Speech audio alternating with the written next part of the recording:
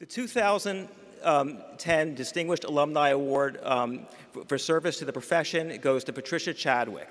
Patricia Chadwick graduated summa cum laude from Metropolitan College in 1975 with a BA in economics. She's founder and president of Ravengate Partners Limited.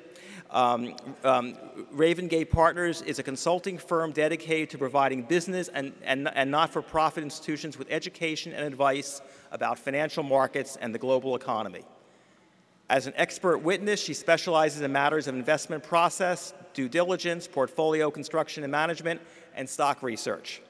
She appears frequently on CNBC and is a regular blog contributor to CNBC.com. Patricia has that rare ability to ensure that her viewers come away with a more solid understanding of the investment environment and the economic issues influencing the markets. She began her financial services career in 1972, worked at the Ford Foundation from 1976 to 1980, then joined Citicorp Investment Management. In 1988, that group became Chancellor Capital Management. By 1991, Chancellor was an employee-based asset management business where Ms. Chadwick managed $6 billion of client assets, including those of many of the largest and most well-known corporate pension funds, endowments, and foundations. In 1995, Chancellor was acquired by Liechtenstein Global Trust, which in turn was acquired by Invesco in 1998. During those years, Ms. Chadwick herself was also acquired by her company's various owners, enlarging her and diversifying her own professional responsibilities, culminating in the management of a $15 billion asset business. She retired at the end of 1991 as a global partner of Invesco and established Ravengate. Throughout her successful professional accomplishments, Patricia has remained a loyal alumna of Boston University. She has been a member of the Met Dean's Advisory Board and a contributor to the Metropolitan College Building Fund. Patricia, today we honor your service to the profession. Please come forward to receive your award. Congratulations. Let's come over here and take a picture.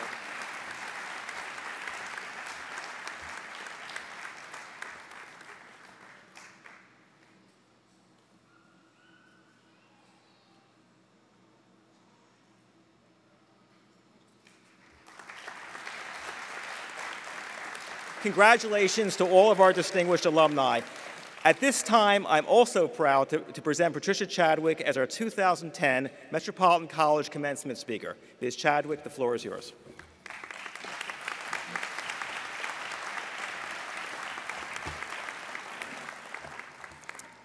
Good evening, everyone.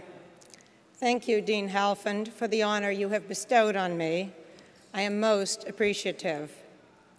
And I am thrilled to be here with you, the graduating class of 2010, and with your family and friends. I am delighted, too, that my own family is here.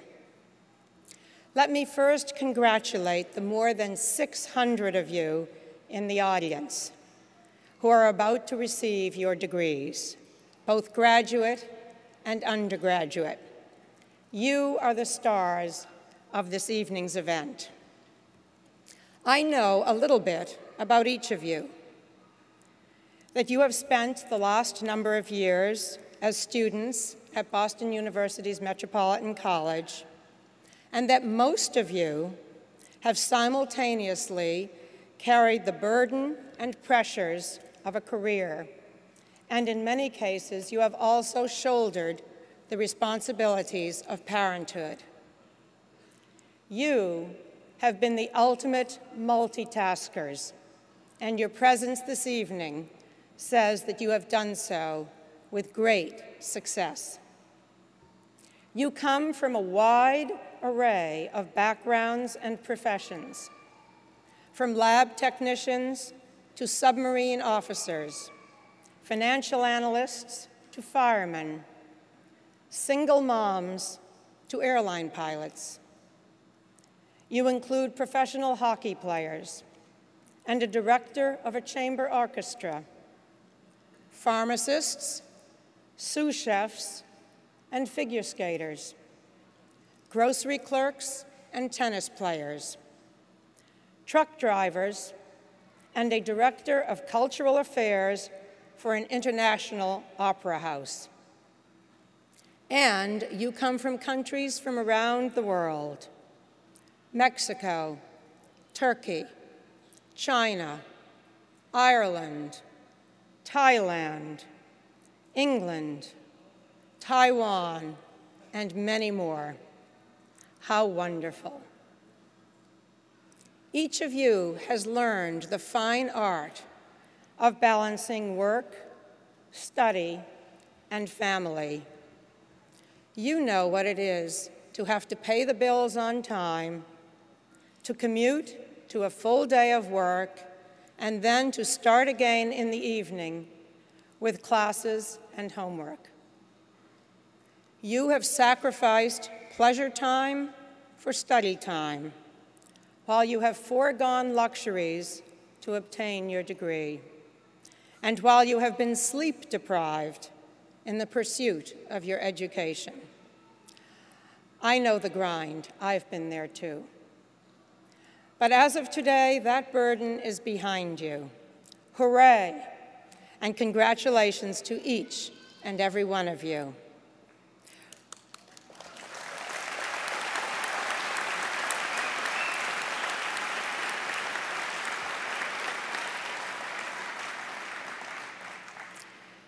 When you receive your diplomas this evening, remember that you are in possession of something special. I am not referring to the sheepskin you are about to be given, nor do I mean your professions. What you have is something different from nearly all of the other students who are graduating this weekend from colleges in cities and towns across America.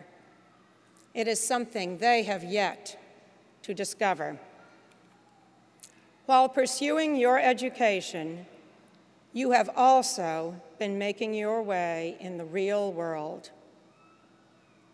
And because of that, you have experience, maturity, and yes, wisdom. And therein lies an opportunity for each of you. Let me come back to that in a few moments. You may be wondering who I am, why I am here at this podium this evening. And you have heard a little from Dean Halfond, much too much, frankly, I think. I, too, am one of you. Back in the mid-1960s, I was a senior in high school. And I am aware that many, most likely most of you, and possibly all of you, were not even around until years later. Unlike any of you, I believe, when I was 17 and about to graduate from high school, I had never read a single newspaper or magazine, nor had I ever watched a television show or been to the cinema. I had not eaten in a restaurant or shopped in a grocery store.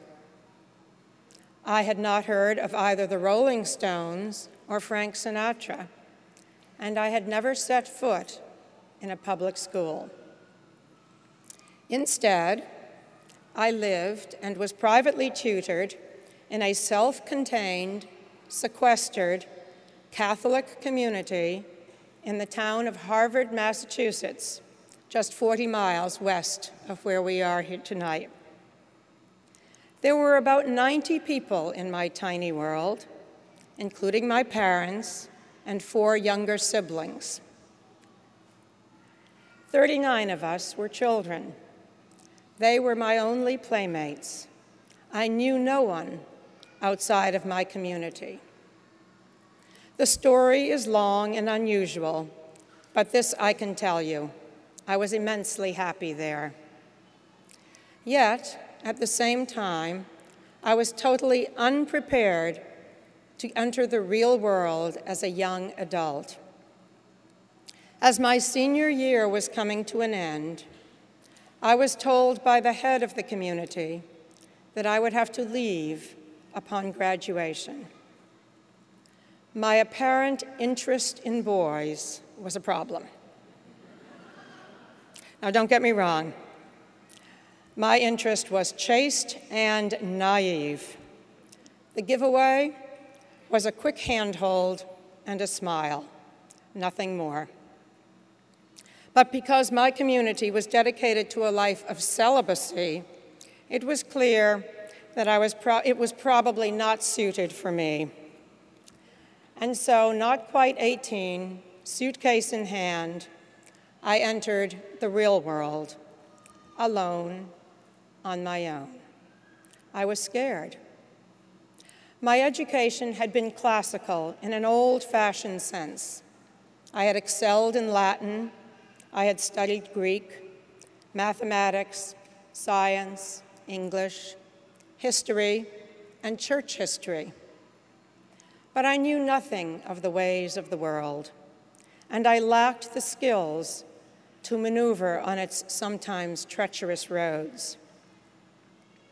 No longer in the shelter of my community, it was almost as though I were in a foreign country. So I did what a good tourist does. I observed, I listened, I copied, and I did the responsible thing. I got a job as a receptionist in a brokerage firm. And I found an apartment, shopped for clothes, and read the Boston Globe and the New York Times every day. But something was still missing. I knew that in order to grow and succeed as I wanted, I needed to further my education. I was aware that I would have to work as I studied, but hard work never put me off. I came to Boston University to see what I might do about taking courses in the evening. That was when an angel stepped into my life. Her name was Annie Martindale. An academic counselor on the staff of the Metropolitan College, she was a young and vibrant woman. She carried with her a perpetual sense of happiness, which she knew how to impart to those around her. She epitomized optimism, and her can-do spirit was infectious. "Of course you can," seemed to be her favorite expression. Despite the fact that she was perhaps only a year or two older than I, she became for me a marvelous mentor, a facilitator, a morale builder, and yes, even a soulmate. With some trepidation, I shared with her my eccentric upbringing, something I had done with no one else since I had been on my own. Instead of being critical or skeptical, she found my story fascinating. My job at the brokerage firm had sparked my interest in the stock market, and Annie encouraged me to focus on finance and to major in economics. Over the next few years, whenever I had a question or a concern about which courses to take or how to balance the work and course loads, and they were heavy at times, Annie was there for me and with me. She made the formidable seem doable. In 1972, with a couple of years of courses already completed, I was presented with an auspicious job opportunity. It was as a statistician in the research department of a brokerage firm in Philadelphia. Not wanting to forego my studies, I sought Annie's counsel. She had the perfect solution and advised me to accept the offer and to continue my education by taking courses at the Wharton School in Philadelphia.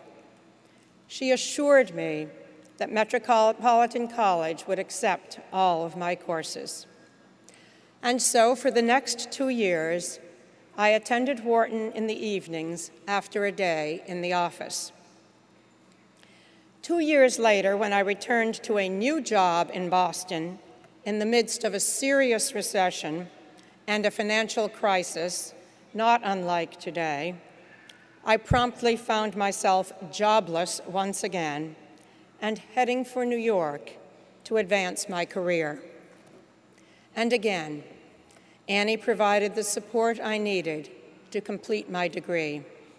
She arranged for me to write my final papers from the Big Apple. It was Annie whom I thanked abundantly when finally, after 7 years of study, I received my degree in economics. When she left the Boston area and moved to the West Coast, we remained dearest friends. I visited her in San Francisco, and together we walked the hills and took touristy pictures of each other in Chinatown, on the Golden Gate Bridge, and getting soaked in the rain. It would have been my greatest wish to have seen Annie's brilliant smile in the front row here today. Sadly, however, she died too young in her early 30s. I have thought about Annie many times over the years as my career blossomed and grew, as step by step I climbed the business ladder from receptionist to secretary, to statistician, to stock analyst, and then portfolio manager, to strategist, and eventually culminating as a global partner at Invesco. I am forever grateful to her and to Metropolitan College for providing the environment, the support, and the extraordinary faculty that allowed me to receive a superior education. Remembering Annie throughout my career, I have tried to emulate her spirit of giving. With her as a role model, I have done my best to reach out to young, aspiring men and women whom I have met both in my career and in my social life, and to give them the kind of helping hand I received from Annie. Perhaps the Christmas card I most anticipate is from a woman who was a young research analyst reporting to me in the 1990s. Her message is paraphrased each year, but in essence it says, "Thank you for being a wonderful mentor and role model for me." I feel so honored when I get that card. There is a young man in Portland, Oregon, who one day, I believe, will conduct the Metropolitan Opera. He arrived in this country from the UK at the age of 21 in 1999, full of musical genius, but with no family to guide him towards a life in the US or a career in music. The opportunity to help pave the way through the morass of legal and government hurdles to obtain his outstanding artist visa, a rare commodity, was one of the most rewarding experiences of my mentoring life. And in Harlem, at 132nd Street and Broadway, there is a Catholic school, St. Aloysius School, serving 600 inner-city children from the ages of 3 through middle school. For the last 15 years, it has been my privilege to have served on its board and to participate in the educational life of some of the most dedicated, motivated, and beautiful children in the world. So let me ask you this evening. Over these last few years, as you have combined a program of work and study, has there been an angel in your life? Some 1 or 2 people, perhaps, who have provided help, guidance, counsel, and support during this time. Perhaps those angels have included members of your own family, or staff and faculty here at the Metropolitan College, or your colleagues at work, or friends. think back and see if you can't identify someone. And now, to get back to the opportunity I mentioned a few minutes ago. Because of your experience, you will leave this academic world with the skills to mentor those who lack your maturity. They are young adults who have yet to stumble and pick themselves up. They are young men and women full of zeal and enthusiasm, but secretly yearning to have your perspective and your knowledge. They can gain from your insights and your wisdom. As you leave academia behind, I exhort you to be an angel like the one I had. Be a mentor and a role model. Impart the benefits of your experience to younger associates in your workplace, in your neighborhood, in your social environment. Share with them examples of how you overcame difficulties. Encourage them to take risks.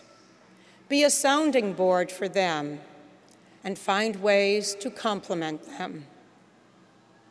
In closing, let me congratulate you once again on your success in achieving your degrees today.